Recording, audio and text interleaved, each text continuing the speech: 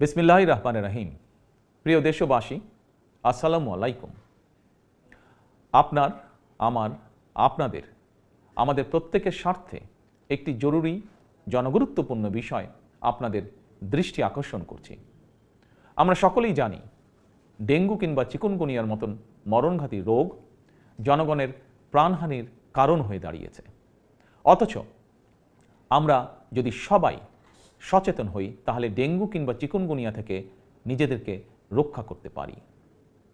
বিশেষজ্ঞগণ বলছেন এডিস মশার কামড় থেকে মানুষ ডেঙ্গু কিংবা চিকুনগুনিয়ায় আক্রান্ত হয়।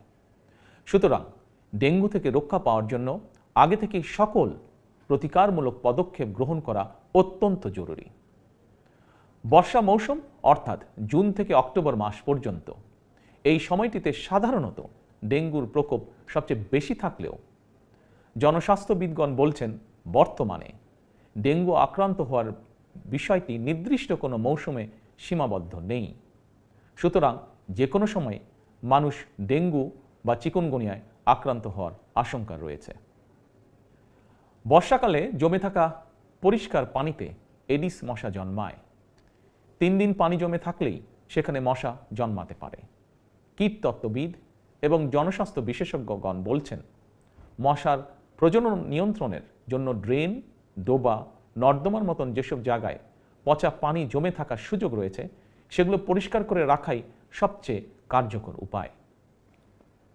সুতরাং ফুলের টব, ড্রাম, বালতি, পরিত্যক্ত টায়ার, ডোবা, বাড়ি বা বাসার ছাদে পানি জমতে দেবেন না। পানির ট্যাঙ্ক ঢেকে রাখা অত্যন্ত জরুরি। প্রতি সপ্তাহে কমপক্ষে একবার বাড়ির বা বাসার ভেতর এবং বাহির পরিষ্কার রাখুন।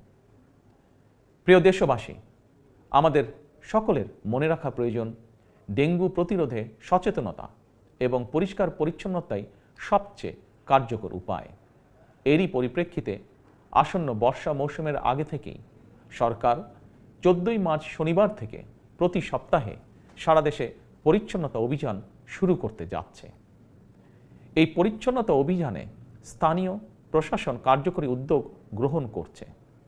এর পাশাপাশি প্রতিটি এলাকার জাতীয় সংসদ সদস্যগণ, সর্বস্তরের জনপ্রতিনিধিদের গণের প্রতি আমার আহ্বান, জনগণকে সঙ্গে নিয়ে প্রতি সপ্তাহের শনিবার আপনারা যার যার এলাকার নিজ নিজ বসত বাড়ি এবং আশেপাশের এলাকায় পরিচ্ছন্নতা অভিযান পরিচালনা করুন।